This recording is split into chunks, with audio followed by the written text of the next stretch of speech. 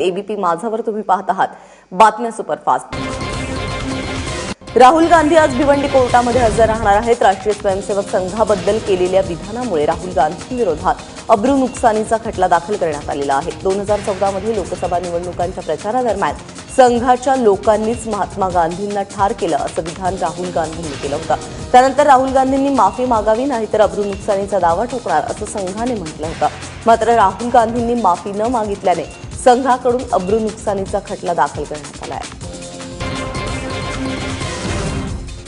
पंतप्रधान नरेंद्र मोदींना शरद पवार चालतात, मग आम्हाला ममता बॅनर्जी का नाही असा सवाल करत शिवसेनेने आता मोदींना दिल्लीत घेरण्याची तयारी सुरू केली आहे। खासदारांची बैठक संपल्यानंतर उद्धव ठाकरेंनी फोनवरून ममता बॅनर्जींशी चर्चा केली।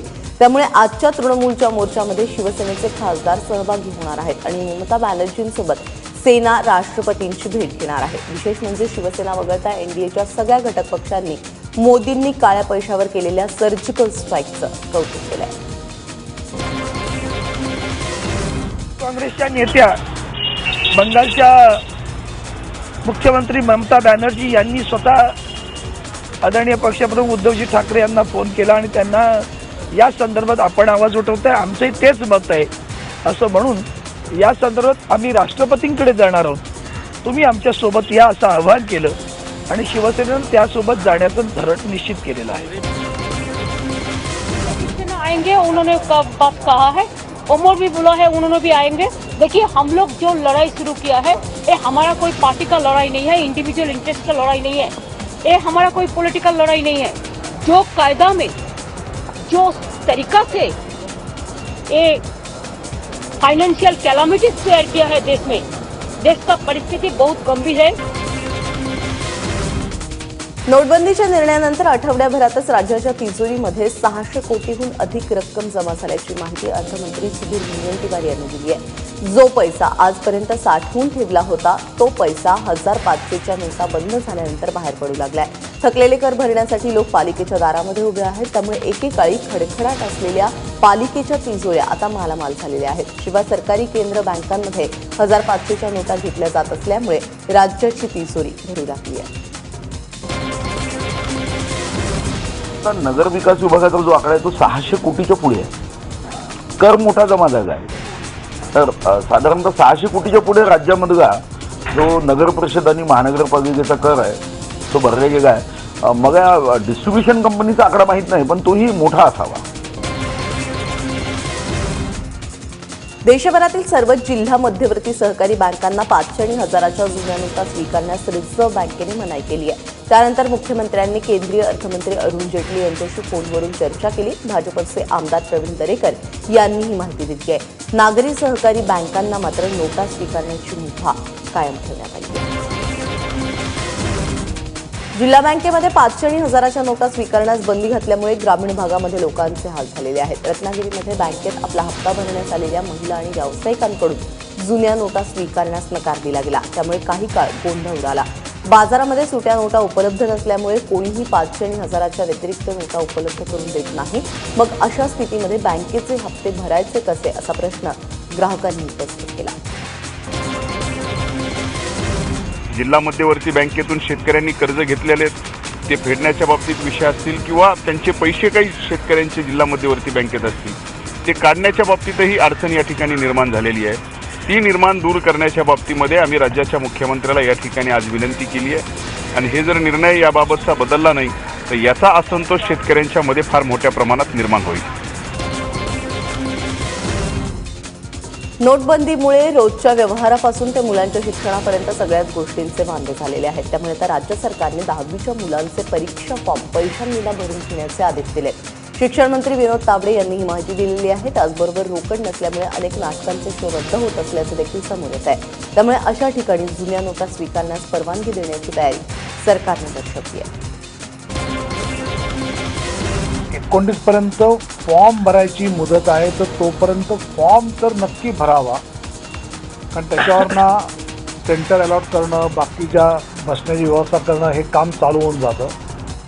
त्यासोबतचा फीचा जो मुद्दा आहे त्याची मुदत राज्य सरकारतर्फे महाराष्ट्र राज्य माध्यमिक शिक्षण मंडळाच्या मार्फत ही पुढे आम्ही वाढवून देणार आहोत।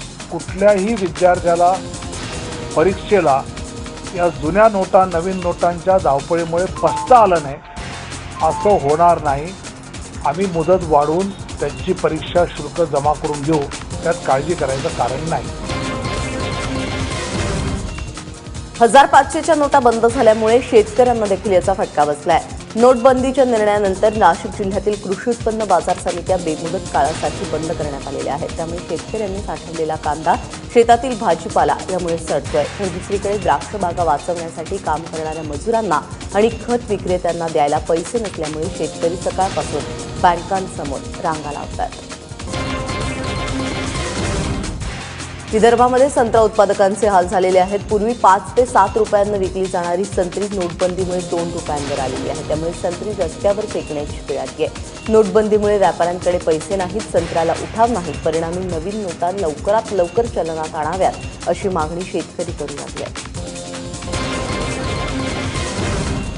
नोटबंदीनंतर लागू करण्यात आलेल्या टोलबंदीमुळे 10 दिवसात मुंबई शहरातील जवळपास 3 कोटी रुपयांचं इंधन वाचणार आहे. 18 नोव्हेंबरला या निर्णयाला 10 दिवस पूर्ण होते. टोलनाक्यावरती लागणाऱ्या लांबच लांब रांगांमुळे इंधन वाया जातं. मात्र सध्या टोलवरून गाड्या सुसाट धावत असल्यामुळे इंधनाची मोठ्या प्रमाणावरती बचत होतीये. मुंबईतील 7 टोलनाक्यांवरून जवळपास 3 लाख गाड्या धावत असतात. टोलनाक्यावरती प्रत्येक गाडीतील सरासरी 10 रुपयाचं इंधन खर्च होतं. या हिशोबानुसार दिवसाला 30 लाख आणि 10 दिवसात 3 कोटींचं इंधन एकट्या मुंबईमध्ये वाचणार असल्याचं तज्ज्ञांचं म्हणणं आहे.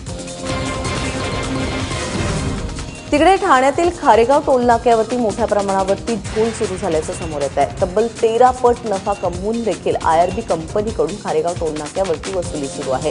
आरटीआय कार्यकर्ते चंद्रहास तावडे यांनी मागवलेल्या माहितीमध्ये ही धक्कादायक बाब उघडकीस आली आहे. चंद्रहास तावडे यांच्या माहितीनुसार आयआरबीने या प्रकल्पासाठी 86 कोटी 31 लाख इतका खर्च केला. मात्र गेल्या 16 वर्षात कंपनीने तब्बल 673 कोटी इतका टोल वसूल केला आहे. वादग्रस्त धर्मप्रसारक झाकीर नाईकच्या IRF अर्थातच इस्लामिक रिसर्च फाउंडेशन संस्थेवरती सरकारने 5 वर्षांची बंदी घातली आहे. केंद्रीय कॅबिनेटच्या बैठकीनंतर हा महत्त्वाचा निर्णय जाहीर करण्यात आला. इस्लामिक रिसर्च फाउंडेशनला सरकारने बेकायदेशीर ठरवलंय. त्याचबरोबर संस्थेने कायद्याचा भंग करून चुकीची कामं केल्याचा ठपका बंदी घालताना सरकारनं ठेवलाय. झाकीर नाईकच्या संस्थेला येणाऱ्या देणग्या मुख्यतः मुस्लिम राष्ट्रांमधून होत्या आणि त्या चुकीच्या कारणासाठी त्याचा वापर झाल्याचं बोललं जात आहे. बिल्कुल इलीगल है, एकदम अनजस्टिफाइड है, बिकॉज ये जो प्रोविजंस इन्वोक किए गए यूएपीए के, ये कभी आईआरएफ पर लागू नहीं होते. और अगर किसी ऑर्गेनाइजेशन को बैन करना हो तो उसके ऑब्जेक्ट में ये होना चाहिए कि it should promote activity under 153A, the offence under 153A, जो आईआरएफ का कभी था भी नहीं और कभी हो भी नहीं सकता.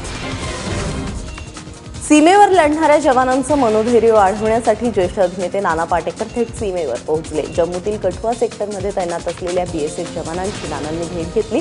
यावेळी नाना पाटेकर यांनी पंतप्रधान नरेंद्र मोदी यांनी घेतलेल्या 500 आणि 1000च्या नोटबंदीच्या निर्णयाचं स्वागत केलं. त्याचबरोबर नोटबंदीच्या मुद्द्यावरून राजकारण करणाऱ्या विरोधकांवरही निशाणा साधला. या निर्णयामुळे भाजपच्या मतपेटीवरती फारसा फरक पडू शकतो. मात्र पंतप्रधानांनी आधी देशाचा विचार केला असं म्हणत नानांनी मोदीच्या निर्णयाचं कौतुक केलं. बात यह है कि हमारी पूरी इकोनॉमी में जाली नोट बहुत है, उसको खत्म करने का एक ही जरिया था. अब हमको दंगा करवाना है, 500 रुपए दे दो, 1000 रुपए दे दो, पत्थर फेंको. अब कहां से दोगे 500 रुपए में? 1000 रुपए लाओगे कहां से?